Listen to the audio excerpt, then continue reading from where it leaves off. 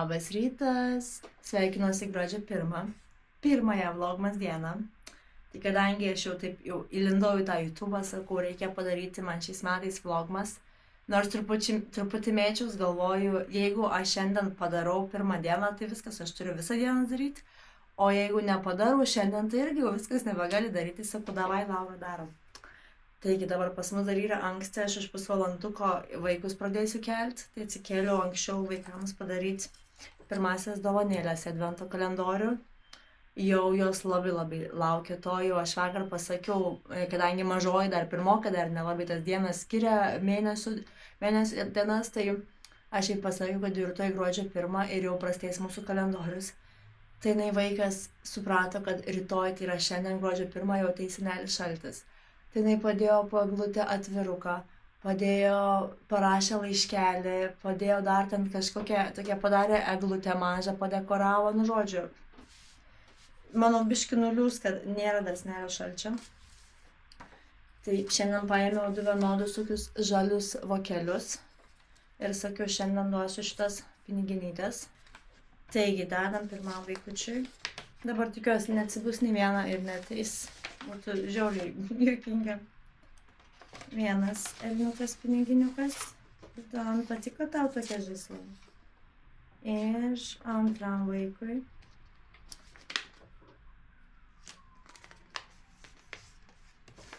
Man tokie labai gražus. Taigi, tuos mes slepiame čia, kad nieks nerastų. Ir nešam šituos dalykus po eglutę padėti.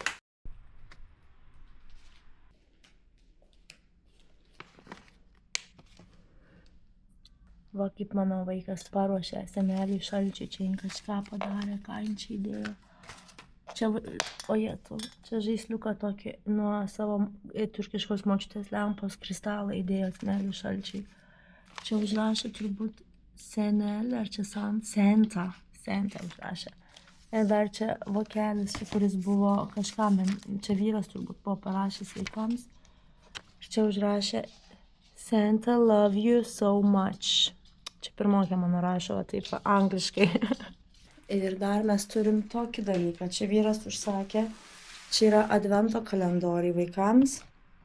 Mes visą laiką pirkdavom šokolado dalykus. Ten tokie visokie, kaip buvom šokoladukai kiekvieną dieną. Ir dabar vyras sugalvojo paieškoti kokį nors su žaisliukais. Tai čia pagal viską turi būti Barbio kažkas. Tai tikiuosi nebus, kad yra jisai toks biški feikinas, netikras. Ir vaikai tą siuntinį matė. Kiekvieną dieną didžioji klausė, mama, kas čia? Aš tokia, čia tėčių daiktai. Ten tėčių juokas, kažkokie dalykai jo. Tai žodžio, pavyko gal. Nes aš neišpakau dar pati, kad nerastų vaikai. Nes tokia nemažas tas dėžės, tikrai būtų sunku man paslėpti.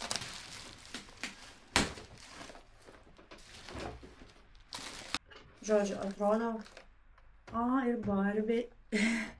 Kaip įdomiai, žiūrėkit, pirmą dieną Barbė ir jinai matosi. Tai čia tu įsiemi Barbę. Čia įdomi, kad truputį čia yra, ne tai, kad pradaryta, bet matyt, kai dėžę įmė ir taip prapakavo, nes kita yra viskas ok. Tai čia yra Barbė ir neatrodo gan originaliai. Aš galvoju, čia neturėtų, nes čia yra ir tos firmos, ir Kanada, ir bla bla bla. Čia turėtų būti tikras, normalus dalykas. Ir jin turi tiek visokių aksesuarų. Tai pirmiausia Barbė, po to visokie tokie dalykai, kurie mano vaikams patinka, nes mano didžiai nors ir 10 metų, bet jai dar Barbės patinka. Ir kainavo, žiauriai gerą kainą. Čia rašo štuką 900 lyrų, bet kainavo 500 pigiau, tai realiai, nežinau kiek čia eurai, 20 eurų mažiau kalbiškai. Kažkas tą pusę. Nes vyras pažiūrėjo, kad akcija, sako, žymiai protingiau negu pirkti saldainius. Tai bent jau turėsi jos ką kažkur susidėti. Nes mano vaikai mėgsta tokius dalykus. Aš jau tuoj savo vaikus eisiu kelti, dabar noriu jums parodyti, koks pas mus šiandien baisus oras. Tai prasme, aišku, ne man čia dejuot gyvenant Turkijai, kai mes to sniego, to šalčio nieko neturim realiai. Bet yra tragedija, nes aš kažkam vaikus vesiu su vienu skėčiu, tai žodžiu tuoj parodysiu. Prasme, pliaupia, belekai pliaupia. Pažiūrėkit, visas koks eismas. Vien kamštis. Dabar, aišku, aš priartinam biškį tamsiai rodo. Dabar vakar reiškia, kai būna lietus, dabar yra beveik 8 ir va toks va kamštis, kai tokią valandą jo nebūna. Va tokio tikrai nebūna. Čia reikia atidaryti Katei duris. Eiksim iš karto, eiksim. Gerai, ateik. Čia einame gal į vaikų kambarį. Tai vos nepamiršau dar pakabinti advento kalendorių, kurį realiai mes, sakau, nebenaudojam kaip vietos dovanėlėm. Nes aš kitaip dabar viską dedu, bet vis tiek jis va toks va gražus, nes vaikam iškart primena, kad jau yra tas advento laikotarpis. Čia nekreipiu dėmesio, čia mano vyro dronas. Jis čia randa tokių idėjų, kur pasikabinti savo daiktus, kad tiesiog vaikai neimliotų. Dar viens yra. Na, kaip anais metais atsimenat? Čia Izabelė padėjo viską. Seneliui šalčiai. Nu, Olivik, ir tu išpakuok savo. Matai, kalendorių padėjo mama. Bet ant jo nekabinam, nes netelpa, atsimenat. Koks mielas. Čia tokia kaip maža piniginė. Kokia miela.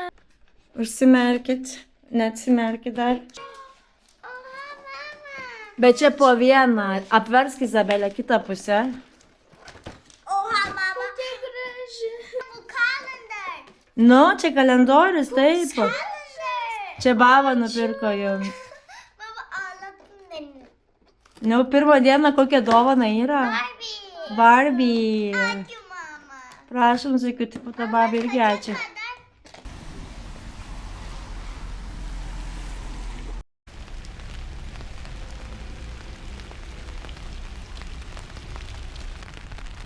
Tai nuvežiau savo vaikužėlius į mokyklą. Lietus pradėjo labai stipriai lyti. Prieš tai taip nelyjo. Dabar labai stipriai pradėjo lietus lyti. Pas mus kaip taisyklė, nežinau kaip Lietuvoje, kadangi aš Lietuvoje vairavau realiai tik tais, kai mokykloje buvau. Viltį klasį, tai realiai nesuvairavus tokiam jau tikram suaugusiam gyvenime. Tai pas mus, kai tik palyna, tai atrodo visi žmonės nebemoka vairuoti. Ir kamščiai belė kokie, kaip aš jau rytą rodžiu pro balkoną. Nu va, grįžom namo, dar nusipirkau savo bulkutę tokią. Pavalgyti truputį kažko greitai prie kavos ir einam kavos pasidaryti.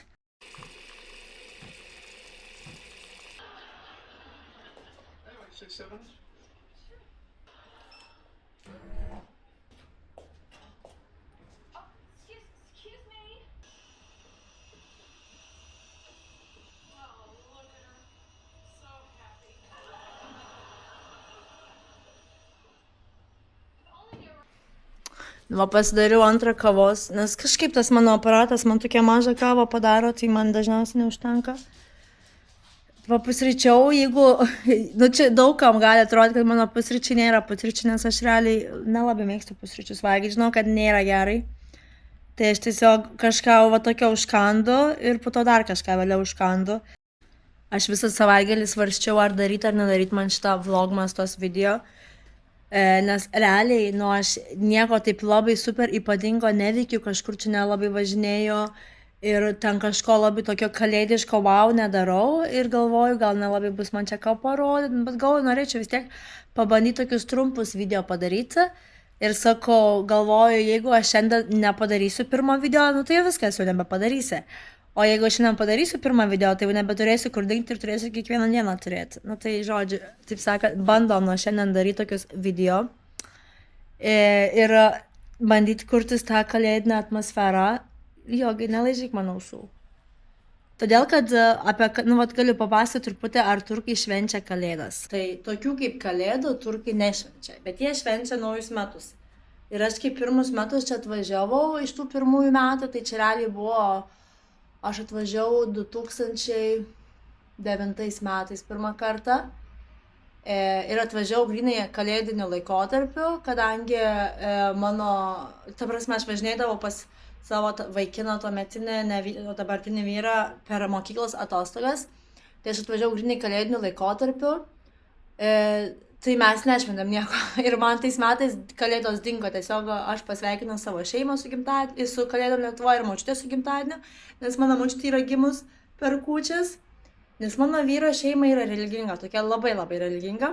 Ta prasme, tėtis, mama ten iš tų, kur meldžiasi 5 kartus per dieną ir ten, nu, visos tos tradicijos, viskas. Bet jie tokie modernus, nes čia tai yra toks, Turkiai tokie pasiskirstę truputį tie religingi žmonės, kad yra tie, kurie labai religingi ir labai siaurai masto ir viskas, prieš viską jie ten pie sustojasi, tokias naujoves ir taip toliau. Ir yra tie, kur religingi, bet jie tokie platesnių pažiūrų, nes biškai apsiskaitė daugiau, tarkim, mano tėtis yra gerą univerą baigęs, gerą profesiją turi, tai žodžiu, jie truputį kitokie.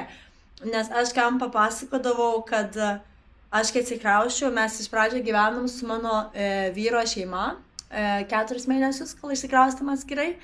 Ir mes nebuvom susituokę ir mes mums padarė tėvai mūsų kambarį, ta prasme, visiškai mūsų miegamą, mums skyrė 2 kambarius savo bute, tai mums davė miegamą į vieną ir darbo kambariuką mokintis.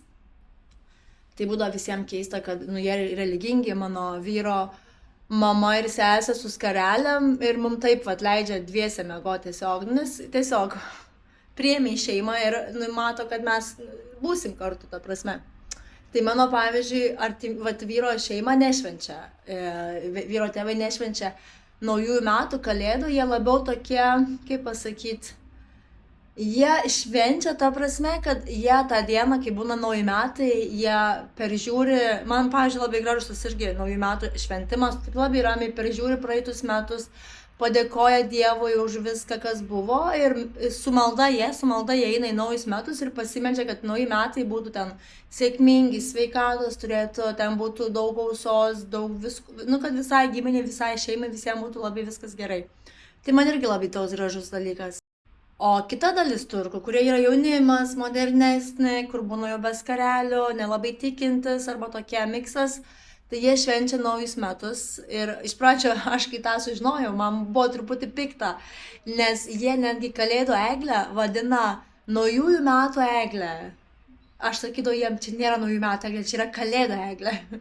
Bet jie negali sakyti, kad čia yra kalėdų eglė, nes jie nešvenčia kalėdo. Nors turkai, musulmonai, jie pripažįsta Jėzų ir Mariją kaip egzistuojančius realiai, bet jie, ta prasme, kalėdų jie negali švęsti, nes jam ne ta religija, ta prasme. Dėl to, tai aš viską suprantu, tai jie dar dabar labai labai mėtosi, kada tos kalėdos yra, kas tos kūčios yra, kiek ten dienų trunka tos šventės, nes pavyzdžiui, aš kai dirbu mokykloje, tai kiekvienais metais užsieniečiam duoda tas kalėdų atostogas ir kiekvienais metais reikėdavo savo tai vadovai priminti, kad kalėdos yra 25 dieną, nes mums tik 1 dieną duodavo. Nes, ta prasme, man jau būdavo truputį ne tai, kad piktas, bet, atrodo juokinga, nes žmogus yra irgi išsilavinęs, keliaujantį po Europą, pažįstant ten daug tautybių žmonių. Ir, ta prasme, tu gali nežinot, kada yra šventė, bet tu gali nueiti į Google ir paguglinti. Tai va čia yra pas turkus tas toks ignorinimas, tingėjimas pasižiūrėti, tiesiog arba paklaus, pasakysi tu jam, vis tiek pamiršt, turėsi vėl po to aiškinti, kodėl kaip kas. Ta prasme, jie nelabai nori išmokti, jiem įdomu, bet jie neįsigilina. Nežinau, aš tą šiaip pastebėjau tokį dalyką, bet ne apie tai. Tai va, ir jie per naujus metus keičiasi dovanėlėm, kas man irgi buvo labai įdomu.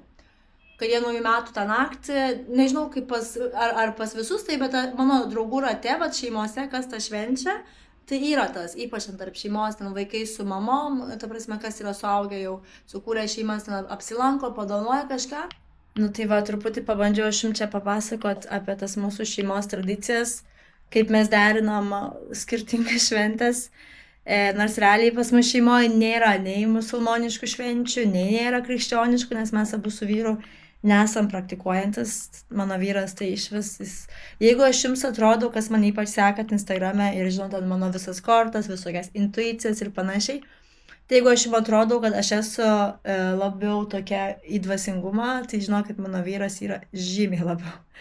Mano vyras kiekvieną dieną medituoja, jis ten turi tuos visokius, pavyzdžiui, šitas dubuo, indas, nežinau, kaip jis vadinasi, tai čia yra mano vyro, jis turi tokių visokių instrumentų, tokių, kur ten realiai groja su jais per visokius tokius dvasingus susitikimus, čia bendrai kalbant.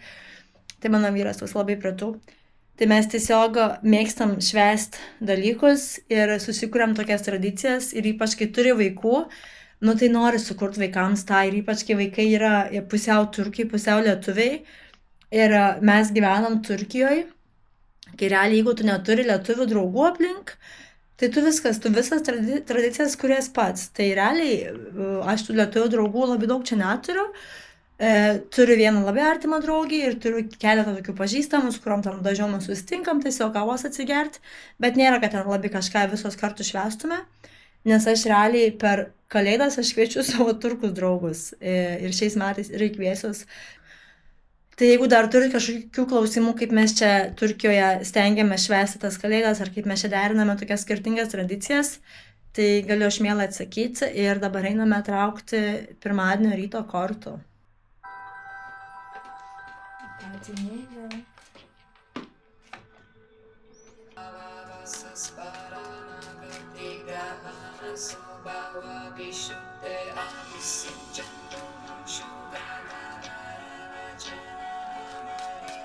Aš dabar susirašiau, eisiu į miestą truputį. Noriu kaviniai pasidėti biškį prie kompiuterio, nes turiu ten keletą Instagramo dalykų padaryti. Esu pradėjus ir TikToko, tai čia aš visiškai varau per visas social media dalykus. Ir prieš išeidama dabar prisiminiau, tiksliau aš jau vakar buvau prisiminus, tai šiandien nuo ryto aš savo galvoje laikiau tą mintį, šiandien yra gruodžio 1. Ir aš 3 kartą darau tokį ritualą, kiekvieną mėnesio 1 dieną su cinamonu, jau esu Instagram'e dalinusis, jeigu kažkas atsimenat. Tai tiesiog, jis yra žiauriai paprastas, aš dabar į savo Instagram'ą irgi kelias padariau video. Jis yra labai paprastas, bet jis taip fainai nuteikia tą mėnesį, tokią energiją suteikia. Tai tiesiog tau reikia pasimti cinamoną į ranką, išeiti pro laukinės duris. Tai namo, buto, nesvarbu, pas mus butas, tai išeinu į koridorių, atsidarau duris. Laikai rankai cinamoną. Čia turi būti 1 mėnesio diena, kad tu nustatytum tokią kaip energiją, intenciją ir gali mintise, gali garsiai išjausti, ko tu nori šį mėnesį savo šeimai, savo namams, gausos, pinigų, sveikatos, sėkmės, pripažinimo, beleko, kas tau šauna į galvą, ko tu nori. Ir tu pasiėmus tą cinamoną puti į savo namus, kaip nauja tokia gausos energija, nes cinamonas reprezentuoja gausą, jis toks simbolis yra. Ir po to gali ir save truputį taip visai apsivalyti ar kažkaip. Nu tai žodžiu, toks man labai fainas, labai paprastas, atrodo nieko čia sudėtingo. Ir aš, pavyzdžiui, šiaip pati nelabai mėgstu kažko ten labai raganiško. Tokių visiškai, aš nenoriu eiti tą temą į tas pusės, kaip ten būna kažkokie ritualai su žvakėm. Ne mano tema. Nors pati taro kortas žiūriu, bet ne, aš žiūriu iš tos tokios šviesios pusės, tokia baltoji magija, tokia gera energija. Tai man šitas irgi tokia labai gera, labai faina energija. Tai dabar eisiu padaryti ir jeigu jūs norit, irgi padarykit, nes tikrai faina. Gal čia visą dieną padaryti iki nakties.